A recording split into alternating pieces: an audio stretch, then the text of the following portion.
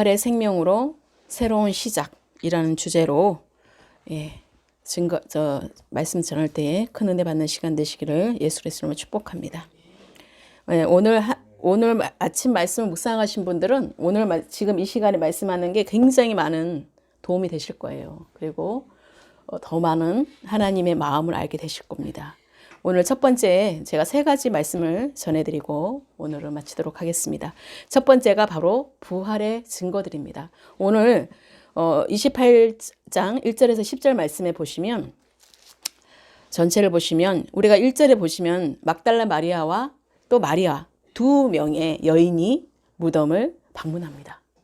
그러니까 우리 여자 말씀의 부활의 증거들 보면 예수님이 십자가에 못 박아 죽으시고 부활하신 첫날에 바로 2 여인을 방문하면서 이 무덤에 봤을 때 안식일이 다 하고 언제냐? 다 하여 가고 안식 후 첫날이 되려는 미명이었던 것입니다. 미명. 여기 구절은요. 그리스도께서 부활하신 시간을 결정지어 주는 것입니다. 그래서 작은 첫 번째가 주님께서는 죽으신 지 사흘 만에 부활하셨다는 것입니다. 그리고 주님께서 엿새째 저녁에 장사되셨고 다음의 주간의 첫째 새벽에 부활하신 것입니다. 그래서 주님은 안식 후 첫날에 부활하셨는데 그 안식일은 6월절 기간 중에 안식일이었습니다. 주님은 여섯째 날에 사역을 끝내시고 다 이루었다 하셨습니다. 그리고 7째 날에는 쉬셨고 다음 주간 첫날에 새로운 세계가 시작될 때 새로운 사역이 시작된 것입니다. 그래서 주님은 주간 그 첫날에 부활하셨던 거예요. 그 주에 첫날에. 그래서 태초의 첫 주간 첫날에 하나님께서는 흑암 중에서 빛이 있으라 하고 명령하셨을 때 빛이 세워지게 된 것입니다. 그러므로 세상의 빛 되신 주님께서는요. 그날에 그 무덤의 흑암에서 나와서 비춰주신 것입니다. 그래서 아까 시온의 영광이 빛나는 아침 찬양 속에 다 들어가 있거든요. 그 흑암 중에서 우리를 비춰주신 거예요. 사망의 문에서 빛으로 우리에게 죽음에서 생명으로 바뀌게 된 것입니다. 우리가 장례식 가면 다 검은색을 입잖아요. 그게 죽음의 상징이잖아요. 근데 부활은 하얀색이죠. 흰색의 생명을 상징하는 것입니다. 그래서 부활의 생명으로 우리에게 오셨다는 사실인 것입니다. 그래서 주님은 안식 후에 첫날에 부활하셨는데 그날이 바로 주의 날인 것입니다. 오늘 주님의 날. 바로 주일이라고 부르는 거죠. 그래서 그렇게 정한 시간이 되어서 우리가 매주 주일에 우리가 예배를 정한 시간을 가지고 예배를 드리고 있는 것입니다. 그래서 안식교 같은 경우는 토요일날 지내고 있죠. 안식일날. 그러니까 그거는 아직까지 율법대로 하는 거죠. 그렇기 때문에 그런 부분들을 여러분들이 아신다면 지금 여러 많은 환난 가운데 있지만 그런 잘못되어져 있는 그 이단들을 우리가 분별할 수가 있게 되는 것입니다. 그래서 하나님께서는 우리에게 기억하기를 원하시는 거예요. 우리에게 주의 날, 바로 하나님께서 주님 그 안식 후 첫날에 부활하셨는데 그날이 주의 날인 것입니다. 그래서 안식일은 창조의 사역의 완성을 기억하게 하기 위해서 제정되었던 것입니다. 그래서 인간이 범죄함으로 인하여서 완전한 사역을 파괴했고 그 완전한 사역은 그리스도께서 죽음으로부터 부활하시기 전까지는 결코 회복될 수 없는 것입니다. 그래서 그날의 죽은 자 가운데서 일어나신 바로 그분에 의해서 예수 그리스도를 위하여 그리고 그분을 위하여 태초에 만물이 창조되었고 새롭게 창조된 것입니다. 그래서 주님은 그날 미명이 부활하셨습니다. 두 번째. 그래서 그 제3일이 시작되자마자 주님은 부활하신 것입니다. 그래서 그리스도께서 날이 새려는 그 미명에 부활하신 이유는 돋는 해가 위로부터 다시 우리에게 임하도록 하기 위해서였습니다. 누가복음 1장 78절에 79절의 말씀에 이는 우리 하나님의 국률로 인함이라 이로써 돋는 해가 위로부터 우리에게 임하여 어둠과 죽음의 그늘에 앉은 자에게 비치고 우리 발에 평강의 길로 인도하시로다 하니라. 그래서 하나님께서는 우리에게 정말로 이 시간 가운데 돋는 해가 위로부터 다시 우리에게 임하신 것처럼 오늘 우리에게도 임하기를 예수 그리스도를 축복합니다. 그래서 주님의 순환은 밤중에 시작되었고 태양이 빛을 잃었을 때 십자가에 달리셨고 저녁에 어둠이 짙었을 때 무덤에서 장사되신 것입니다. 그러나 주님은 태양이 솟아오를 때쯤 부활하셨고 이는 주님이 광명한 새벽별이요. 요한계시록 22장 16절의 말씀이 있습니다. 참빛이기 때문입니다. 요한계시록 22장 16절에 나 예수는 교회들을 위하여 내 사자를 보내어 이것들을 너희에게 증언하게 하였노라. 나는 다윗의 뿌리요 자손이니 곧 광명한 새벽별이라 하시더라 라고 말씀하시고 계십니다. 그래서 우리가 주님은 우리의 미명에 부활하셨고 우리 가운데 정말로 태양이 솟아올 때 함께 부활하신 것입니다. 해가 뜨기 전 바로 그 가까이에서 하나님은 먼저 부활하신 게 된 것입니다. 두 번째입니다. 그리스도의 부활입니다.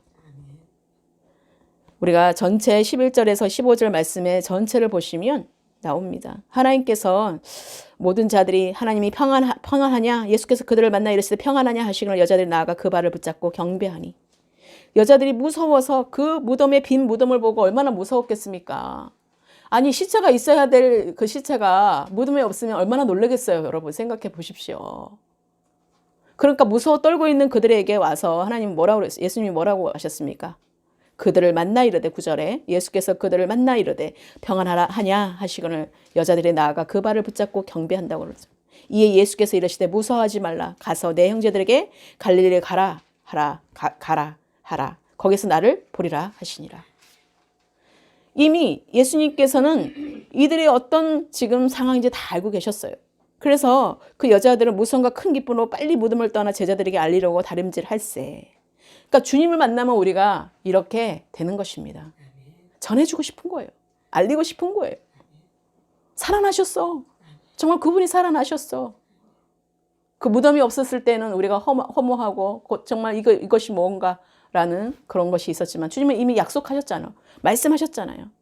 하나님의 말씀을 우리가 기억한다면 그 말씀대로 이루어지는 것들을 여러분들 삶 가운데 보게 될 것입니다. 여러분 지금도 보고 계시는 중이지 않습니까?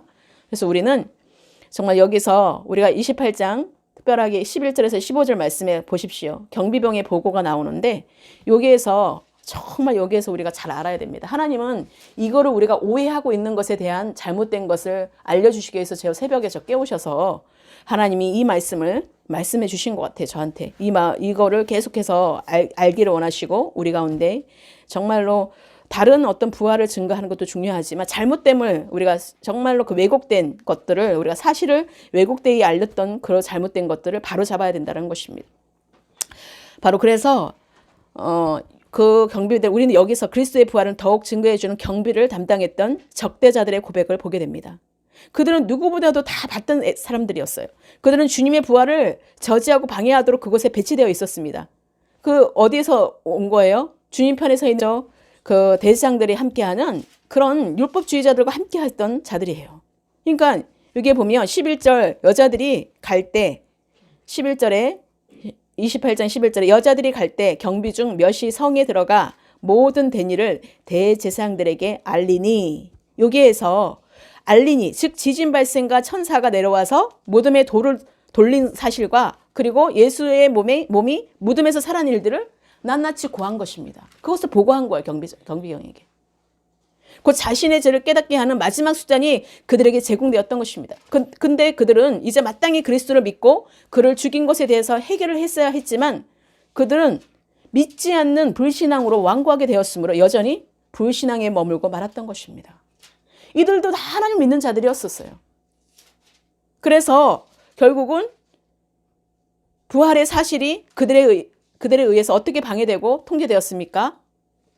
12절 말씀에 그들이 장로들과 함께 모여 의논하고 군인들에게 돈을 많이 주며 그들이 장로들과 함께 모여서 어떻게 했다고요? 의논하고 군인들에게 돈을 많이 주며 그들은 회의를 소집하고 사후 대책 수립에 부심하였어요. 그들 편에서는 예수님의 그 부활을 믿을 수 없었으며 오히려 믿는 자들로부터 이 사실이 전해지는 것을 막아야 했던 것입니다. 그러니까 그들의 회의 결과는 어땠습니까? 모든 수단과 방법을 동원해서 군병들에게 뇌물을 주어서 이 이야기를 입 밖으로 내지 못하도록 하자는 것이었습니다. 그래서 오늘날 얼마나 많은 유대인들이 믿지 않는지 몰라요. 안 믿어요. 왜요? 이들에게 이미 다 포섭되어 있기 때문에. 잘못된 거짓된 것이 알려져 있기 때문에. 그래서 직접 주님을 만나지 않는 이상은 유대인들이 힘들어요. 그 복음 전하는 게. 그들은 군병들에게 많은 돈을 주었습니다. 이 대제사장들은요, 일반인들처럼 돈을 사랑했어요, 굉장히. 돈을 나누어지는 일을 몹시 싫어했습니다. 그러나 그리스도의 복음을 대항하는 사악한 목적을 수행하기 위해서는요, 돈을 마구 뿌렸던 것입니다. 그 거짓말임을 알고 있었지만 그 사실을 차단하기 위해서 많은 돈이 뿌려지고 있음을 알 수 있습니다. 그러나 많은 사람들이 진리라고 생각되는 일을 진행하는 데 있어서는요, 적은 돈도 아까워합니다.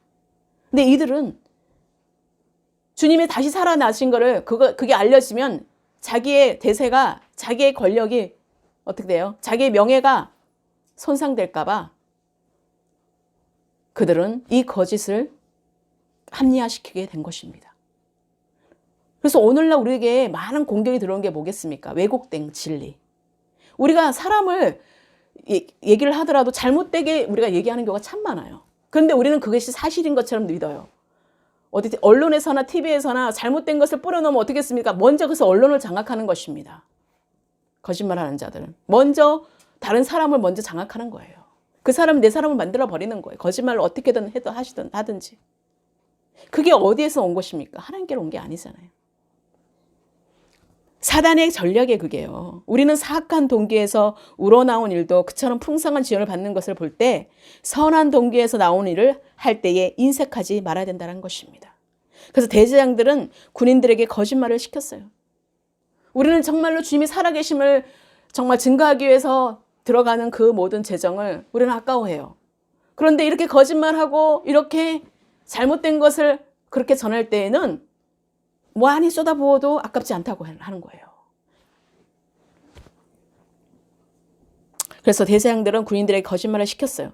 13절 이르되 너희는 말하기를 그의 제자들이 밤에 와서 우리가 잘 때에 그를 도둑질하여 갔다 하라. 아우, 황당한 일 아닙니까? 이 경비병들은 다 본 자들이에요. 그런데 다른 사람들을 보지 못했어. 자, 이 대장들과 장로들의 군병들의 그들의 양심을 거스르면서 고의적인 거짓말을 하도록 시킨 것은 아주 사악한 일인 것입니다. 그러나 군병들이 경비할 때 조는 것은 로마법에 의하면 매우 큰 벌을 받도록 되어 있었습니다. 그러니까 그들도 자기가 죄를 저었기 때문에 그들도 어떻게 졸았기 때문에 그런 또 타협점이 필요했던 것입니다. 그래서 죄를 지으면 죄가 사망을 낳는 것입니다. 죄가 잉태한 적 사망을 낳는 거예요. 그래서 주님이 오신 것입니다. 우리로서는 해결할 수가 없어요. 그들은 총독에게 중재할 것을 약속했습니다. 14절 말씀에 만일 이 말이 총독에게 들리면 우리가 권하여 너희를 근심하지 않게 하리라 하니, 만일 실제로 이 군병들이 잠을 잡고 제자들이 예수의 시체를 훔쳐갔다면 제사장들과 장로들은 분명히 그 군병들의 잘못을 엄중히 처벌할 것을 총독에게 건의했을 것입니다. 그러므로 그들이 군병들을 안전히 보살피겠다라는 말은 분명히, 근심하지 않게 하겠다라는 것은 분명히 거짓말이었다라는 것입니다. 책임져 주지 않아요, 그 사람들은. 이와 같이 음모는요, 계획이었습니다. 진짜 사실이 거짓으로 왜곡된 것이에요. 그래서 이 음모는 어떻게 진행되고 있습니까, 지금? 첫째로 군병들이 속이기를 즐기는 자들이었고 기꺼이 돈을 받고 그들이 가르친 대로 행했다라는 사실이에요. 아, 그들이 그래도 졸았으니까 타협점을 잡기 위해서 그러지 않았겠습니까? 아니요. 우리는 분명히 나뉘어져 있어요. 우리의 마음에 정말로 우리가 성령께서 인도하는 하나님의 선택된 자는 그렇지 않다는 것이요. 그래서 물론 거기에서 그 죄를 회개하고 돌아온다면 다른 것이지만 회개하지 않고 정말 그렇게 살아가는 계속 제가 잉태해서 계속 사망을 낳게 되어서 결국 멸망의 길로 가는 것입니다. 그래서 그들은 돈을 받았습니다. 군인들이 바라는 것은 돈이었던 것입니다. 돈은 악한 유혹입니다. 그래서 미끼예요, 그것이. 돈으로 고용된 거짓의 혀는 진리를 팔아먹기 마련이라는 것입니다. 그래서 가룟 요다도 은 30에 예수님을 팔았던 것입니다.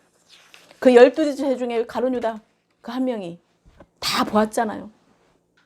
근데 은30 그게 얼마나 된다고 거기에 예수님을 팝니까?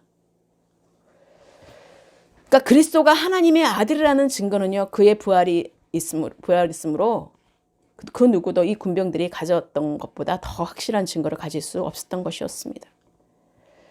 그러니까 하나님의 아들이라는 증거는 정말 그의 부활이었기 때문에 그 누구도 이 군병들이 가져갔던 것보다 더 확실한 증거를 가질 수 없었던 것이죠. 그들은 천사가 하늘에서 내려와 돌을 굴러내는 광경을 보았고 그리스도의 몸이 무덤 밖으로 나오는 광경도 보았습니다.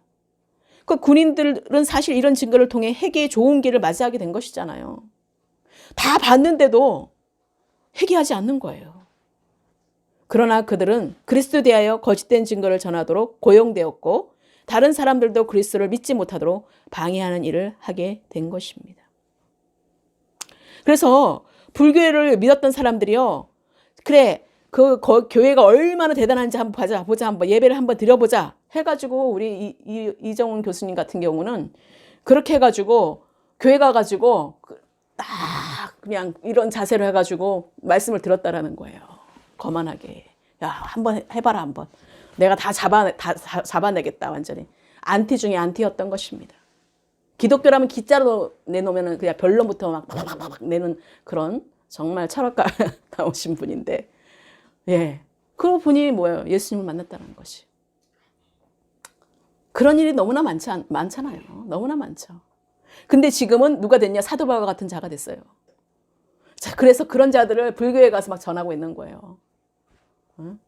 그리고 많은 이방인들에게 전하고 있는 것입니다. 나도 예수님을 경멸했고, 정말 예수라고 소리만 들어도 예수 믿는다 그러면 그 사람 먼저 군대에서도 그냥 더 많은, 벌도 내리고 그랬다고 하더라고요. 그랬는데 자기는 지금 정말 죄인 중에 괴수였다는 사실을 깨달아서 하나님의 성령께서 오셔서 나를 비춰주니까 꼼짝을 못하고 정말 살아계신 주님이십니다라고 고백했다고 하시더라고요. 우리가 그런 일들 가운데 우리가 들어오게 된 거잖아요. 그래서 우리는 정말 하나님께서 우리에게 어떤 방해가 있다 할지라도 우리가 정말 뚜렷한 정말 그 모든 확신이 있다면 우리는 넘어지지 않습니다. 그래서 그들은 믿지 못하도록 방해를 했지만 그렇게 뚜렷한 증거가 있다 해도 성령의 역사 없이는요 사람을 깨닫게 할 수는 없기에 바로 예수님이 승천하실 수밖에 없게 된 것입니다. 성령이 오셔야 우리 각 사람마다 알게 되기 때문에 깨닫게 되기 때문에 그렇습니다. 아무리 많은 증거를 갖다 대도 아니요, 안 믿어요. 이랬어요, 저랬어요. 아무리 말을 해도 안 믿어요. 내 눈으로 직접 보았던 제자들도 안 믿는 판인데 손가발 다 못 박은 것 보여달라고 그러잖아요. 증거를 보여달라고 도마가 말하잖아요. 자, 우리는 보여줘도 믿지 않는 믿음이 아니라 보여지 않을 때의 믿음이 더 크다고 말씀하신 것처럼 우리가 그런 믿음이 소요되는 여러분 되시기를 예수로 축복합니다.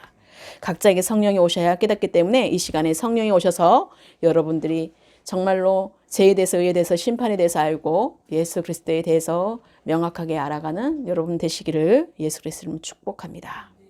둘째, 미혹받기를 즐거워하는 자들은요. 그 군봉들이 전하는 이야기를 신뢰하고 그 이야기를 널리 퍼뜨렸습니다. 15절, 군인들이 돈을 받고 가르친 대로 어떻게 했어요? 하였으니, 가르친 대로 하였으니 이 말이 오늘날까지 유대인 가운데 두루 퍼지니라. 그 속임수는 충분히 그 목적을 이루었어요.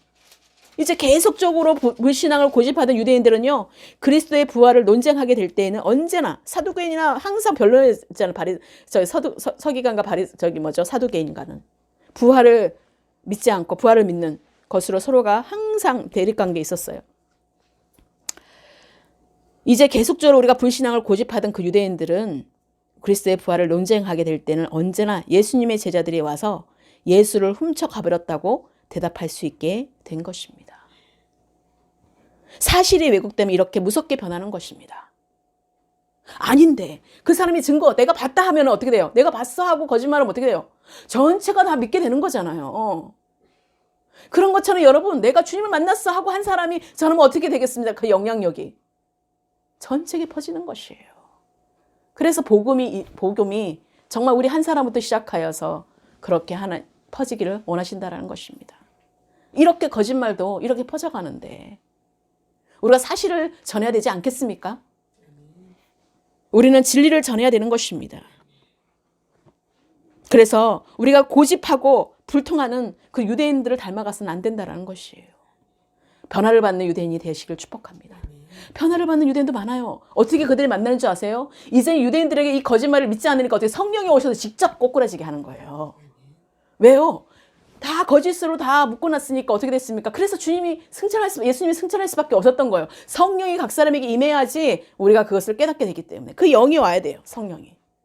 오지 않으면 우리는 같이 아무리 얘기해도 야 너는 말해라. 계속 그게 되는 거예요. 벽에게 얘기하는 거죠. 그래서 사실이 왜곡되면 우리는 진짜 진리가 무엇인지를 분별할 수가 없게 되기 때문에 우리가 성령이 오셔서 그 분별력을 주셔야지만이 우리가 분별할 수 있게 되는 것입니다. 그래서 왜 믿는 자들이 저럴까? 왜 믿는 자들이 저런 말을 할까? 저런 것을 가르칠까? 못 만나서 그러는 거예요. 사실은. 사실을 몰라서 그러는 거예요. 그래서 한번 거짓말이 유포되면 어떻겠습니까? 그 누구도 그 거짓말이 얼마나 퍼지며 얼마나 오래 지속되며 얼마나 해를 끼치게 될지를 알지 못하는 것입니다. 그러니까 우리가 잘못 알고 있는 우리 역사가 얼마나 많습니까? 왜곡된 역사. 우리 제주도 사산 사건만 해도 그렇습니다. 많은 역사가 잘못되어 있어요. 진짜가 가짜가 되어 있고 가짜가 진짜가 되어 있는 경우가 얼마나 많은지 모릅니다. 우리가 성령이 오셔서 그 영적으로 밝혀주지 않으면 우리는 그 진리를 알 수가 없어요. 분별할 수가 없어요. 그래서 여러분들이 성령이 오셔서 분별되는 저 삶이 되시기를 예수 그리스도로 축원합니다. 세 번째입니다. 마지막으로 자 따라해 보시겠습니다. 제자들에게 새로운 시작에 사명이 주어집니다. 네. 그래서 제자들은 명령을 따라서 주님이 나타나신 곳에 모입니다. 16절 말씀에 보시면 11 제자가 갈릴리에 가서 예수께서 지시하신 산에 이르러 그들은 주님을 한 번 뵙기 위하여 장거리 여행을 하여서 갈릴리로 갔으나 그 여행을 얼마나 값진 일이었겠습니까? 이게 지금 서울에서 지금 오고 프랑스에서 지금 여기 오고 여기가 갈릴리예요. 완전히. 아멘. 변화산입니다. 여기가. 아멘. 그렇게 해서 오는 거예요. 왜? 주님을 만나러 뵙기 위해서. 아멘. 누구 때문에 오는 게 아니라. 그래서 작은 첫 번째가 왜냐하면 주님께서 그렇게 하도록 명령하시기 때문이에요. 주님이 그래서 부르신 자리에 있게 되면 주님이 부르신 곳에 가야 되는 거예요. 우리가. 내가 가고 싶은 자리에 가는 것이 아니라. 그래서 갈릴리로 가는 것이 불필요한 일처럼 보였다 할지라도 그들은 그리스도의 명령들에 순종하는 것을 배웠고 또한 그 명령들에 대항하여 거역하지 않았다는 것입니다. 우리는 순종이 제사보다 낫다고 말씀하셨잖아요. 순종하고 나면 예배는 자연적으로 올려지는 거예요. 순종하는 자들에게 예배 안 하겠습니까? 그러니까 뭐가 먼저인지를 우리가 구별해야 된다는 것입니다. 그래서 그리스도와 교제를 유지하려는 자는 그가 지시하는 장소까지 그를 따라가야만 했다라는 것이에요. 왜냐하면 그 모임은 일반적인 모임이었기 때문이에요. 그 장소는 갈릴리에 있는 산으로 주님의 형상이 변화하셨던 바로 그 산과 동일한 바로 변화산인 것 같습니다. 그 변화산에서 그들은 주님과 은밀히 만났었고 거기에서 정말로 수제자들과 함께 어떻게 했어요? 거기에서 여기가 조사니 하고 있었던 곳이었잖아요. 베드로, 요한, 야고보가. 그래서 하나님께서는 우리에게 은밀하게 만나시기를 원하세요. 주님이 존귀하게 되심을 나타내는 표적을 보았던 곳이기도 합니다. 그곳에서 모여서 하나님의 명령에 그곳에 모였다는 사실인 것입니다. 우리도 하나님의 명령에 이곳에 모였습니다. 믿으십니까, 여러분? 아무나 이 자리에 오는 게 아니에요. 주님이 부르셨기 때문에 이 자리에 있는 것이고 주님이 부르셨기 때문에 지금 십자가가 세워지는 거고 지금 주님이 부르셨기 때문에 지금 여러분 이 헌금도 하나님께 규별된 예배를 올려드리는 것이고 모든 것이 다 하나님께서 이곳에 우리를 부르셨다라는 사실인 것이에요. 그리고 여기서 또 자기도 하고요. 할렐루야. 여러분 얼마나 이 변화산의 축복이 여러분에게 임했습니까? 그래서 17절 말씀에 예수를 배웠고 경배하나 근데 아직도 뭐라고 그랬습니까? 17절 17절 다시 읽어보겠습니다. 시작. 예수를 예수께서 배웠고 경배하나 아직도 의심하는 사람들이 있더라. 예. 의심하는 사람들이 있다라는 거예요. 아직도. 그 모든 걸 봐도 아직도 의심해. 아직도 의심하는 제자들이 바로 있었다라는 것이에요. 믿는다고 하면서. 예수가 하나님의 아들 그리스도라는 사실을 아는 자들인데도 안다고 말은 하고 있지만 그리스도를 믿기 전에 일단 의심했다는 것은 그들은 먼저 의심하였고 모든 걸 시험해 보았다는 거예요. 그 후에야 비로소 참된 것을 붙잡았고 그것이 사실임을 직접 못 박은 손을 확인해야 믿었던 그 도마 같은 그 의심 많은 믿음이 있었던 것입니다. 그 도마가 어땠습니까? 보여달라고 그랬잖아요. 그렇게 많은 하는 예수님이 이적과 표적을 다 했는데도 불구하고. 그리고 하나님께서 의심 많았던 도마도 사용하셔서 못 박은 손을 직접 보여주셨어요. 그러니까 우리가 체험을 해야 돼요. 하나님을 경험해야 돼요. 그 체험을 하는 속에서 어떻게 해요? 확증이 되는 거예요. 하나님은 그런 자들도 하나님은 인도하셨다는 거. 그 사람을 떠나보내게 한 게 아니라 그 자들도 사랑하시고 여전히 그들에게 그래 내가 보여줄게. 보여줬어요. 근데 뭐라고 말씀하셨어요? 보이지 않을 때의 믿음이 더 크다라고 말씀하신 거예요. 하나님이 이렇게 자상하신 분이세요. 이렇게 친절하시고 우리 같으면 화를 벌컥 냈을 거 아니에요. 야 이때까지 3년 반 동안 너 뭐 했어 하고 얼마나 책망했을 거예요. 그것도 눈으로 다 봤는데 치유되고 막 그냥 기적 일어나고 막 그냥 병자가 고쳐지고 막 죽은 자가 살아나고 이런 거는 맨날 봤는데 그쵸? 우리가 그런 믿음으로 보일 때의 믿음은 누구나 믿는 믿음이에요. 근데 보이지 않을 때의 믿음이 더 크다라는 것은 주님이 말씀하실 때 아멘하고 우리가 화답하는 것입니다. 여러분이 그런 믿음을 소유하신 분들이 되시기를 예수 그리스도를 축원합니다. 아멘. 그래서 작은 세 번째 예수 그리스도의 최후의 명령입니다. 18절 20절 말씀에 예수께서 나와 말씀하여 이르시되 하늘과 땅의 모든 권세를 내게 주셨으니 그러므로 너희는 가서 모든 민족을 제자로 삼아 아버지와 아들과 성령의 이름으로 세례를 베풀고 내가 너희에게 분부한 모든 것을 가르쳐 지키게 하라. 볼지어다 내가 세상 끝날까지 너희와 항상 함께 있으리라 하시니라. 아멘. 예수님의 지상 명령이 바로 모든 족속으로 제자를 삼아 세례를 주고 모든 것을 가르쳐 지키게 하라. 주님께서는 바로 남은 사역을 제자들에게 맡기신 것입니다. 그래서 오늘 모든 성도는요, 예수님이 이러한 명령을 수행해야 할 의무가 있는 것입니다. 그래서 우리 주님은 세상 끝날까지 항상 우리와 함께 하시겠다고 약속하신 거예요. 그러니 항상 있어요. 우리가 즐거울 때나 기쁠 때나 언제 슬플 때나 언제 아플 때나 주님이 항상 우리와 함께 하신다는 것을 잊지 마시기를 바랍니다.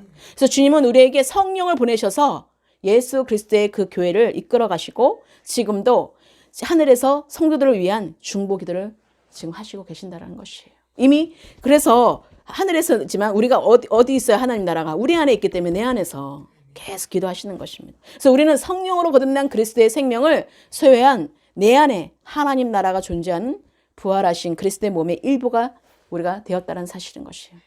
여러분들 그리스도의 몸의 지체가 된 것입니다. 그래서 하나님께서는 우리 가운데 이제는 내가 죽었고 내 안에 그리스도께서 사시는 그 부활의 생명의 몸을 입은 자가 된 것입니다. 여러분 믿으십니까? 할렐루야. 그래서 믿는 자가 복이 있는 것입니다.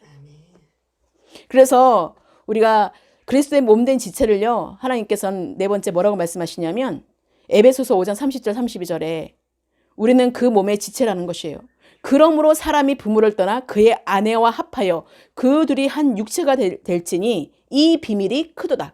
나는 그리스도와 교회에 대하여 말하노라 라고 말씀하고 있어요. 자, 교회는 뭘 지칭하는 걸까요? 신부입니다. 그래서 거룩한 신부로서 우리가 준비하는 것입니다. 그러니까 이 교회는요, 거룩한 신부로 단장하는 곳이에요.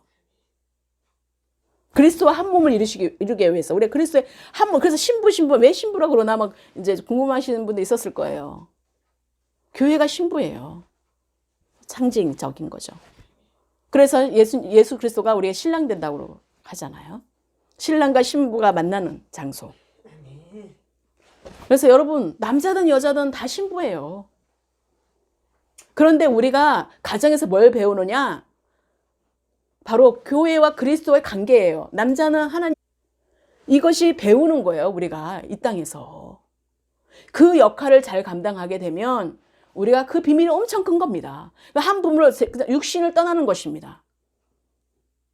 육신을 떠나고 내가 이제는 그리스도와 교회와 한 몸을 이루는 것처럼 하나가 되는 것이 이 가정의 비밀인 것입니다. 이 가정에. 그러니까 가정을 어찌든 해체시키려고 얼마나 사단들이 지금 막 그냥 질서도 깨트리고 얼마나 남녀를 그냥 완전히 창조의 질서로 깨트리고 얼마나 많은 사단들이 지금 미디어로 문화로 많이 미혹하고 있는지 몰라요. 거짓말로 다 뿌려놓는지 몰라요. 그래서 여러분 우리가 올바른 믿음 가지고 제대로 된 정말 믿음 가지고 하나님 말씀과 기도로 거룩해지는 것밖에 없기 때문에 제가 매일 아침마다 드리는 것이 바로 말씀과 기도, 영의 양식인 것입니다. 그래서 매일 쉬지 않고 제가 주일날도 어떤 날에도 제가 계속해서 보내드리고 있는 것입니다. 그거 저도 받아서 기도하면서 1시간 정도 제가 1시간 반도 묵상하고 난 뒤에 그걸 일일이 다 써가지고 보내드리는 것입니다. 결코 그거가 그냥 뭐 어디서 받아서 한 거 아니에요. 그렇기 때문에 여러분 가운데 오늘 주시는 메시지를 매일매일 정말 먹으시면서 여러분들을 매일매일 성장하는 여러분 되시기를 예수의 이름으로 축복합니다. 그래서 고린도전서 12장 12절에 몸은 하나인데 많은 지체가 있고 몸은 지체가 많으나 한 몸이가 같이 그리스도도 그리하니라고 말씀하신 것입니다. 그리스도의 몸된 교회를 말씀하신 것입니다. 우리가 이 시간 가운데 하나님이 새로운 시작으로 여러분 가운데 오늘 이제 부활의 생명으로 다시 태어났습니다. 여러분 가운데 정말 하나님의 진리를 알지는 진리가 너를 자유케 하려는 그 자유가 여러분 가운데 임하시고 정말 하나님 나라가 내 안에 있음을 잊지 마시고 정말로 이 시간 가운데 살아계신 하나님을 만나는 거룩한 시간 되시기를 예수 그리스도로 축복합니다. 기도하시겠습니다.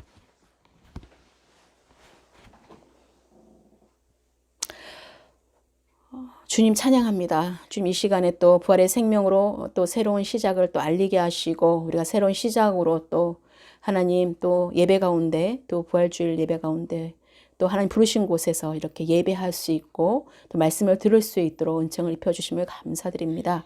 이 시간에 말씀을 들은 것을 우리가 마음판에 깊이 새기며 정말 나를 위해 죽으시고 피를 흘리신 대속의 그 사랑과 또 다시 태어나 부활의 몸으로 우리를 또 살려주신 그리스도의 생명이 우리 가운데 있게 하신 주님을 정말 믿음으로 바라볼 수 있도록 하나님 이 시간 가운데 성령으로 비춰주시고 성령으로 깨닫게 해주셔서 모두가 주님의 나라가 정말 임하는 것들을 보는 모두가 되게 하여 주시옵소서.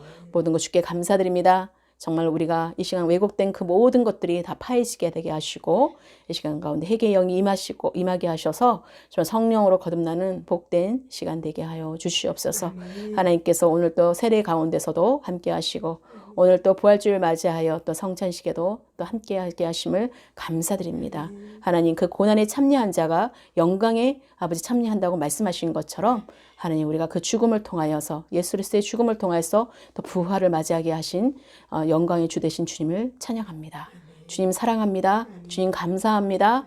오직 주님이 행하실 일들만을 기대하옵고 예수 그리스도의 이름으로 축복하며 감사하며 기도드렸습니다. 아멘. 우리 하나님께 영광의 박수를 올려드립니다.